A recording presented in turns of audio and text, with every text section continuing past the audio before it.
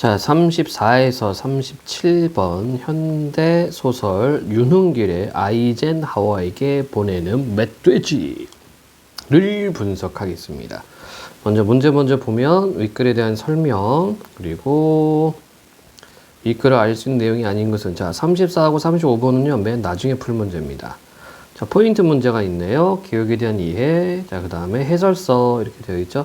문학 문제는 항상 이렇게 보기를 바탕으로 하고 박스를 주거든요. 요거 해설서. 이거는 꼭 읽고 들어가야 된다. 자, 보면 이 작품은 6.25 전쟁으로 인해 혼란해진 사회를 배경으로 한다. 우리가 이렇게 정보를 먼저 보는 거예요. 해설서를 먼저 보라는 얘기는, 박스를 먼저 보라는 얘기는 정보를 먼저 우리가 가지고서 질문을 보라는 얘기입니다. 그러면 조금 더 자세하게 들여다볼 수가 있으니까. 창건이 형은 골기대회에서 애국학도로 활약하게 되는 과정에서 권력층이 편승하는 모습을 보인다. 오, 창건이 권력층이 편승. 정치적 목적을 위해 대중을 기만하는 권력층이 이용당하다. 결국 몰락하게 되는 창건이 형을 통해. 오, 몰락. 어리석은 인물이 가진 욕망이 허망함을 풍자하고 있다. 풍자는 이렇게 문학에 이거 좀 얘기해야 되겠네. 예술미가 있어요. 예술미. 문학 예술미가 있는데 크게 네 가지입니다. 우아미, 우아하게, 아름답게. 그 다음에 숭고미, 정신적인 어떤 가치나 어떤 정신적인 어떤 그 내용이 높은 것. 그래서 뭐 지조, 절이, 절개 이런 것들을 예찬할 때 숭고미라고 그러고요. 그 다음에 비장미는 슬픈 겁니다. 그 다음에 골개미가 있고요.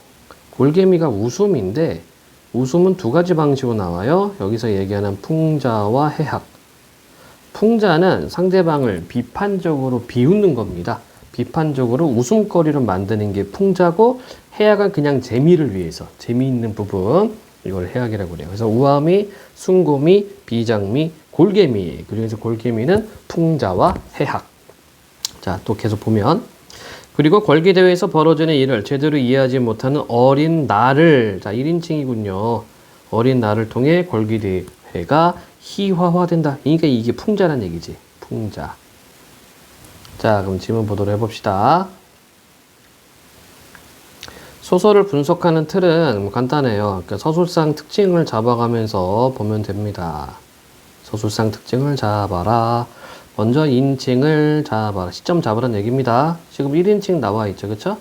그런데 이게 주인공인지 관찰자인지는 모르는데 아마 1인칭 관찰자일 것 같습니다. 왜냐면은 이 박스에서 이게 누굽니까?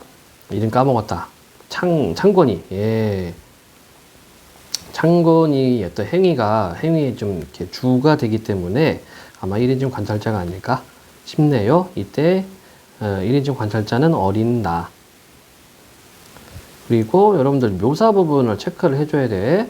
묘사는 어떻게 분류할 수 있냐면은 인물 묘사와 그 다음에 배경 묘사로 구분을 해서 여러분들 정리를 해주셔야 됩니다. 인물은 다시 내면 묘사는 어떻게 하는지, 그리고 외양 묘사는 어떻게 하는지, 그 다음에 배경 묘사 같은 경우도 시간적 배경, 공간적 배경 어떻게 하는지 이거를 구분을 해줘야 됩니다. 자, 그리고 인물 성격 제시 방법이 있어요. 성격 제시 방법. 성격 제시 또는 뭐 심리 제시도 되고요. 성격 제시 방법은 두 가지가 있어요. 직접 제시냐, 간접 제시냐. 직접 제시는 서술자가 직접 얘기합니다. 저놈은 성격이 더러워. 이게 직접 제시이고, 간접 제시는 어떤 말과 행동을 묘사를 해줘야 돼요.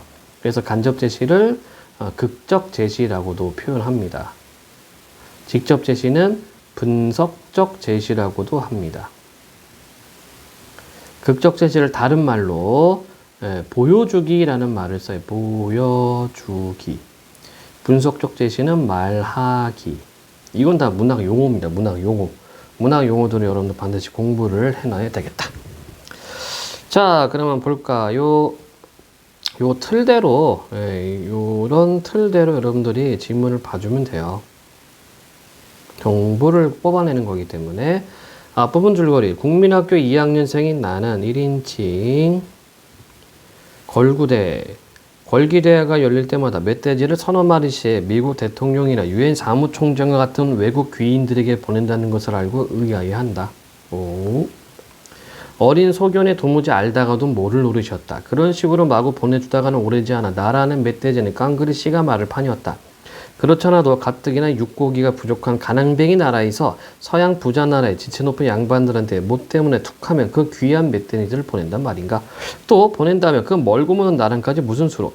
그리고 어떤 모양으로 그 짐승들을 보낸단 말인가? 자, 여기는 지금 멧돼지 보낸 거에 대해서 더 비판적인 인식을 좀 가지고 있죠. 나는 멧돼지 보내기가 몇 번이나 되풀이된 다음 마지막 순서로 혈서 쓰기가 시작되었다. 검정색 학생복 차림의 피 끓는 청년 학도들이 차례차례 연단에 올라 손가락을 깨물어 하얀 천 위에다 붉게 혈서를 쓰고 있었다. 그쯤에서 진력이 날대로 나버린 그부 녀석들, 그부는 이제 반 친구를 그부라고 그래요. 그부 녀석들이 나를 향해 자꾸만 눈짓을 보내왔다. 엎어지면 코다할 자리에 집이 있는 내가 몇몇 친한 녀석들을 데리고 몰래 광정을 빠져나와 걸기대회. 그러니까 아마 초등학교 2학년생이니까 발음이 잘 안 될 거예요. 그래서 걸기대회를 이렇게 발음이 좀 힘드니까 그냥 걸구대. 이렇게 얘기를 하는 거죠. 걸구대가 끝날 때까지 우리 식당에서 즐거운 시간을 함께 보는 적이 종종 있었던 까닭이었다. 녀석들과 함께 걸구대에서 막 도망쳐 나오려는 순간이었다. 바로 그때 새롭게 연단에 오른 청년의 모습이 내 발목을 꽉 붙잡았다. 그보다 앞서 혈서를 쓴 학생들과 달리 그는 학생복 차림이 아니었다. 검정물로 염색한 군복을 걸친 그 흡수룩한 모습이 먼빛으로 봐도 어쩐지 많이 눈에 익어 보여다. 자, 묘사 부분 나오고 있죠, 묘사. 그렇죠? 요렇게 지금 묘사가 들어간다. 체크를 해줘야 되겠죠? 잠시 후에 열 손가락을 모조리 깨물어 혈서를 쓴 참으로 보기 드문 열혈 애국 청년이 등장했음을 걸구대 사회적 학생들 통해 널리 알렸다. 오, 열 손가락을 모조리 깨물었어요. 누가? 이 검정물로 염색한 군복을 거친 그 사람. 곧이어 북진 통일, 북으로 진격해서 통일하자는 뜻입니다. 북진 통일이라고 대문짝만하게 적힌 혈서가 청중에게 공개되었다. 치솟는 박수갈채로 역전 광장이 갑자기 떠나갈 듯 요란해졌다. 설마 그럴 리가 있겠느냐고 혹시 내가 잘못 봤을지도 모른다고 생각하면서 나는 고개를 저었다. 나는 몇몇 금원들과 함께 슬며시 광장을 벗어나고 말았다. 자, 누군지 모르지만 고개를 저으면서 슬며시 벗어났어요. 그러니까 그 인물에 대해서 좀 부정적인 견해를 갖고 있다는 얘기죠. 자, 다음. 내가 결코 잘못 본 게 아니라는 사실이 이끌 밝혀졌다. 창건이 형은 열 손가락에 빨갛게 핏물이 밴 붕대를 칭칭 감은 채 식당에 들어옴으로써 어머니와 나를 기절초풍하게 만들었다. 너무도 어처구니가 없는 나머지 어머니는 형이 돌아오며 퍼부려고 잔뜩 벌려서 장만했던 욕바가지를 꺼내들 엄두조차 못날 정도였다. 아프지 않더냐는 내 걱정에 형은 마치 남의 살점 얘기해도 심상치 않게 대꾸했다. 괜찮아. 어차피 나무들은 피니께. 자, 사투리 쓰고 있죠? 이렇게 그냥 방언 또는 사투리를 쓰면 효과가 현장감, 생생함. 괜찮아. 어차피 나무들은 피니께. 그 혈서 사건 이후부터 창건이 형은 자기 몸 안에 들끓는 더운 피를 덜어내기 위해 이따금 주먹으로 자신의 콧중배기를 후려쳐 일부러 코피를 쏟아내야 하는 수고를 더 이상 할 필요가 없게 되었다. 그리고 어머니 말 맞다나 형은 정말 우리 식당에서 아무짝에도 쓸모없는 인간으로 완전히 바뀌어버렸다. 역정광장에서는 사흘이 멀다 하고 크고 작은 걸구대가 잇따라 벌어졌다. 덕분에 형의 상처난 손가락들은 좀채 아물 새가 없었다. 이게 무슨 말이에요? 혈서 쓰니까. 계속 혈서를 써야 되니까 걸기대회 때마다. 걸구대 때마다 단골로 혈서를 쓰는 열혈 애국 청년 노릇에 워낙 바쁘다 보니 식당 안에 진드근이 붙어있을 겨를도 없었다. 어머니는 결국 역마살에 뻗쳐 하고 많은 날들 밖으로만 나대는 형의 발목을 묶어 식당 안에 주저앉히려는 노력을 포기할지 이르렀다. 자, 이때 역마살은 뭐냐면 옛날에는 여러분들 마패 알죠? 마패. 남영어사 출도요 마패. 옛날에는 그 지방 공무원들이 출장 갈 때 말 타고 가요. 그러면 그 역에 말을 세워두거든. 그 말을 역마라고 그래. 그래서 예를 들어서 그 한반도가 이렇게 있으면 뭐 한양에서 여기 뭐 부산으로 간다고 칠 때 A, B, C, D, E라고 합시다. 그럼 말이 한 번에 부산까지 못 가. 예, 하니까 뭐 A에서 B까지 여기서 말 타고 그다음에 여기서 말을 갈아탑니다. B에서 C까지 다시 한번 또 말 갈아타고. 그걸 역마라고 그래요, 역마. 그러니까 역마는 한 장소에 있지 않고 여러 장소 왔다 갔다 하겠죠? 근데 살이라고 하는 것은 이게 약간 무당들이 이야기하는 그 애군, 예, 이거를 살이라고 그래요. 그래서 역마살 하면은 여기저기 돌아다닐 팔자. 자, 어머니는 결국 역마살에 뻗쳐 하고 많은 날들을 밖으로만 나대는 형의 발을 묶고 식당 안에 주저앉힌 노력을 포기할 지경에 이르렀다. 형은 어느덧 장국밥을 전문으로 하는 식당에 허드제비 심부름꾼에서 당당한 손님으로 격이 달라차 있었다. 이렇게 표현합니다. 자, 이렇게 보고 나니까 서술상 특징이 하나 보이죠? 요약적 제시가 보입니다. 요약적 제시는 뭐냐면은 사건과 시간을 압축하면서 인물의 행위를 드러내주는 게 요약적 제시다. 지금 이렇게 간략하게 압축적으로 제시해주고 있어요. 자, 다음 내용입니다. 중요한 일로 높은 사람들을 만나러 간다며 아침 일찍 집을 나선 창건이 형이 해질녘에 닷다가 고등학생으로 변해 돌아왔다. 닷다가는 무슨 말일까요? 아, 난데없이 갑자기. 그동안 형의 변모는 너무나 급격해서 그렇잖아도 눈알이 팽팽 돌 지경이었는데 방금 새로 사입은 빳빳한 학생복에 어여시 어느 학교에 교표까지 붙인 학생모 차림은 상상을 뛰어넘는 것이라서 어머니와 나는 다시 한번 할 말을 잃고 말았다. 이를테면은 가짜백의 나이론 고등과 학생인 심이지. 예, 그러니까 학생이 아닌데 어디서 이제 교복을 입고 나타났으니까 엄마하고 나는 깜짝 놀란 겁니다. 언제 학교에 들어갔었느냐는 내 물음에 형은 천연덕스럽게 대꾸하고 나서 한바탕 히히 거렸다. 나이롱, 가짜라는 의미예요. 가짜. 옛날에 유행어였어요. 나이롱 환자 뭐 이런 식으로. 나이롱 학생. 가짜 대학생 이야기는 덜어 들어봤어도 가짜 고등학생 형이 처음이었다. 핵계도 안 댕기는 반고충인 청년이 단골 혈서가란 속내가 알려진 날이면 남들 보기에도 모양이 숭직하다고. 날더러 당분간 고등과 학생 흉내를 내고 댕기란다. 그러니까 지가 하고 싶은 게 아니라 누군가 이렇게 부추긴 거죠. 예, 맨날 혈서를 써야 되는데 학생도 아니냐고 혈서 쓰면 좀 모양이 빠지니까 학생복을 입힌 겁니다. 형은 모자에 붙은 교표에 호호 입김을 불어 소매뿌리로 정성스레 광을 내기 시작했다. 안 그래도 새것임을 만천하에 광고하듯 너무 번뜩여서 오히려 탈인 그 금빛의 교표를 형은 내친김에 아예 순금제로 바꿔놓을 작정인 듯 시간 가는 줄 모르고 일 삼아 닦고 또 닦아내자. 자, 포인트 문제 나와 있죠? 나는 국민학교 졸업이 학력의 전부인 형을 한동안 물끄러미 바라보았다. 가정 형편이 어려워 어릴 때부터 남의 집살이로 잔뼈를 굵혀나온 형은 자신을 진짜백의 고등학생으로 착각하고 있는 기색이었다. 요단번 골기대회 때부터 나아가 메가드원석이 보내는 메시지 낭독과정 맡아서 하기로 결정이 나불었다. 형은 교표 닦기를 끝마친 후 호주머니에서 피난민 시체로부터 선사받던 금장의 회중시계를 꺼내어 더욱더 공력을 들여 삐까번쩍 광을 내기 시작했다. 정말 갈수록 태산이었다. 형은 걸구대에서 자신이 맡은 역할이 단골 혈서가 노름 말고 다른 중요한 것이 더 있음을 자랑스레 밝히는 중이었다. 나는 멧돼지를 메시지라 잘못 발음한 형의 실수를 부득이 지적하지 않을 수 없었다. 하지만 무식한 가짜 고등학생은 멧돼지가 아니라고 꼬부랑말로 메시지가 맞다고 턱도 없는 우김질을 끝까지 계속했다. 이렇게 해냈죠. 네. 자, 그래서 이렇게 나는 국민학교 지금 초등학생이에요. 초등학생 2학년으로 설정되어 있죠, 그렇지? 예, 그래서 이렇게 좀 이렇게 현실을 제대로 이렇게 캐치하지 못하고 좀 어수락한 면모를 보이고 있습니다. 자, 그러면 서술자를 이렇게 나이 어린 서술자로 한 이유는 뭐냐면은 바로 이겁니다. 순수한 눈으로, 순수한 시각으로 어떤 부정적 현실과 부정적 인물을 바라보는 거야.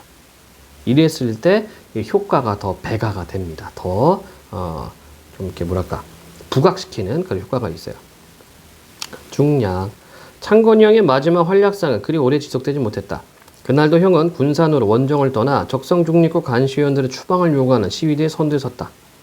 시위 분위기가 무르익자 형은 그만 흥분을 가누지 못하고 미군 부대 철조망을 탄 넘는 만용을 부렸다.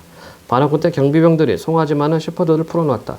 형은 셰퍼드의 집중 공격을 받아 엉덩이 살점이 붕텅 뜯겨나고 아이고 왼쪽 발 뒤꿈치 인대가 끊어지는 중상을 입었다. 형이 병원에서 태어날 때는 이미 한쪽 다리를 저는 불구의 몸으로 변해 있었다. 태어난 뒤에도 창건이 형은 한동안 우리 집에 계속 머물렀다. 형의 그 가짜벽의 애구 학도 행각을 애초부터 꿀같잡게 여기던 어머니는 쩔쑥쩔쑥 기우뚱거리는 걸음걸이로 할 일 없이 식당 안팎을 서성이는 먼 촌부치 조카였군요. 진짜 엄마가 아니라. 눈엣가시로 알고 노골적으로 박대했다. 우리 식당에 빌부터 눈칫밥이나 축내며 지내던 어느 날 형은 마침내 시골집으로 돌아갈 결심을 굳혔다. 떠나기 전날 밤 창건이 형은 보퉁이를 다 꾸린 다음 크게 선심이라도 쓰는 척하면서 내게 금장 회종시계를 만져볼 기회를 딱 한 차례 허락했다. 행여 닳기라도 할까봐 오래 구경시키는 것마저도 꺼려하던 그 귀물단지를 형이 내 손에 통째로 맡긴 것은 그때가 처음이자 마지막이었다. 피난민 시체로부터 받은 선물이라고 주장하던 그 회종시계가 내 작은 손바닥에 제법 묵직한 중량감으로 올라앉아 있었다. 등잔불 그늘 안에서도 맑았고 은은한 광기를 발산하는 금시계를 일삼아 들여다보고 있자니 마치 형의 금빛 찬란한 한때를 그것이 째깍째깍 증언하는 듯한 느낌이 언뜻 들었다. 전쟁 기간을 통틀어 형의 수정이 남겨진 유일한 전리품이었다. 형이 옳았어. 회종시계를 되돌려주면서 형의 호의에 대한 답례 삼아 뭔가 형에게 위로가 될 적당한 말을 찾느라 나는 복잡한 머릿속을 한참이나 뒷장질하지 않으면 안 될 것도 뒤적였던 얘기예요. 멧돼지가 아니었어. 메시지가 맞는 말이요. 내 말에 아무런 대꾸 없이 형은 그저 보일락말락 미소만 시부적이 흘리고 있을 따름이었다. 자, 그래서 아이젠하이에게 보내는 멧돼지, 그 메시지였죠, 메시지. 그러니까 이거를 초등학교 국민학교 2학년 나는 멧돼지로 잘못 들었던 이야기입니다. 자, 그러면 박스 문제 먼저 한번 풀고 들어가 봅시다. 보기를 바탕으로 읽기를 감사한 내용으로 적절하지 않은 것은 멧돼지를 보내는 것을 메시지를 보내는 것을 멧돼지를 보내기 오해한 나를 통해 골기대오가 희화화 맞고 좀채 아물새가 없는 손가락들은 표면적으로는 애국심의 증거이지만 이면적으로는 창건이 형이 권력층에 이용당한 인물임을 엿볼 수 있겠나 맞죠. 고등과 학생 숙례를 내고 댕기라고 지시하는 곳에서 자신들의 목적을 위해 대중을 속이는 권력층의 부정적 면모가 드러난다. 그렇고 시위대의 선두에 섰다가 중상을 입은 비극을 통해 권력층이 편승하려는 창건이 형의 부질없는 욕망의 풍자. 그렇고요. 유일한 전리품이었던 회종시계는 전쟁 시기 애국학도로서의 신념을 지키지 못한 창건이 형 고뇌상 아니죠. 이거는 전리품이라고 얘기를 했습니다. 따라서 답은 5번. 자, 기억에 대한 이해로 가장 적절한 것은 기억은 너무 번뜩해서 오히려 탈인 그 금빛의 교표입니다. 1. 빛나는 교표로는 오히려 창건이 형이 능청스러운 성격을 은폐하기 어렵다. 능청스럽다? 글쎄요. 교표가 비친, 자, 능청스럽다는 성격은요, 능청스러운 성격은 뭐 좀 느글느글, 뭐 이래도 흥, 저래도 흥, 이래도 좋고, 저래도 좋고, 막 이렇게, 그런 표정인데, 그런 성격인데, 글쎄, 이게 연결이 좀 안 되는 것 같아요. 2번, 교표가 빛이 날수록 오히려 창건이 형이 자신의 행동을 부끄럽게 생각한다. 아니죠? 번뜩이는 교표로 인해 골기대회에서 창건이 형이 맡는 역할이 오히려 축소된 아니죠? 축소된 것이 아니라 이걸 학생이, 혈서 쓰는 게 더 보기 좋다라고 생각을 해서 학생복을 준 겁니다. 교표를 정성스럽게 닦는 행위 때문에 오히려 창건이 형이 불안감을 더 크게 아니죠? 자랑스럽게 생각하는 거야. 지나치게 새 것으로 보이는 교표 때문에 오히려 창건이 형이 학력 위적시켜 탈려났다. 예, 그렇지. 얘기 되겠습니다. 자, 34번 윗글에 대한 설명으로 가장 적절한 것은 1. 이야기 내부 인물이 자 이게 이제 나 1인칭이죠. 중심 인물의 행동과 그에 대한 자신의 생각을 서술한다. 이게 뭡니까? 1인칭 관찰자 시점에 대한 설명이네요. 그래서 1번이 맞다. 2번. 이야기 내부 인물이 인물과 인물 사이의 갈등을 해소하는 과정. 자, 이야기 내부 인물 1인칭 맞지만 인물과 인물 사이의 갈등 해소하는 것이 아니라 위에서는 이제 관찰만 했죠. 3. 이야기 내부 인물이 과거와 현재를 반복적 교차. 이거 없습니다. 과거, 현재 반복 교차 없습니다. 또 자신의 경험담 전달한다 아닙니다. 4. 이야기 외부 서술자가 외부 서술자 아니죠? 5. 이야기 외부 서술자 아니죠? 예, 따라 답은 1번.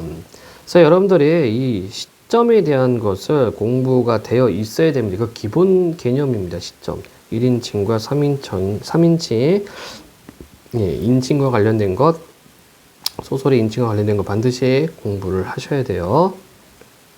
35번 윗글을 읽고 알 수 있는 내용이 아닌 것은 나는 걸기대가 끝나기 전 친구들과 도중에 나온 적이 있었죠. 그래서 식당에서 놀았다라고 앞부분 내용이 있었습니다. 두 번째, 나는 창건이 형이 걸기대회에서 혈서를 쓴 사실을 어머니를 통해 전해 들었다? 아니죠. 얘가 봤지 눈으로. 열 손가락을 다 깨물어 썼다고. 예. 창건이 형은 열흘 애국 청년 노릇으로 바빠지게 되자 식당 심부름꾼이 일할 겨를이 없었고요. 창건이 형은 퇴원 후 어머니에게 노골적인 박탈을 받던 끝에 고향으로 돌아갈 결심을 했고 어머니는 창건이 형이 골기대회에서 박수갈채를 받으며 애국했던 행적을 못못하겠죠. 네, 아닌 것은 2번. 자, 34, 35, 36, 37번까지 문제풀이를 마쳤습니다. 끝.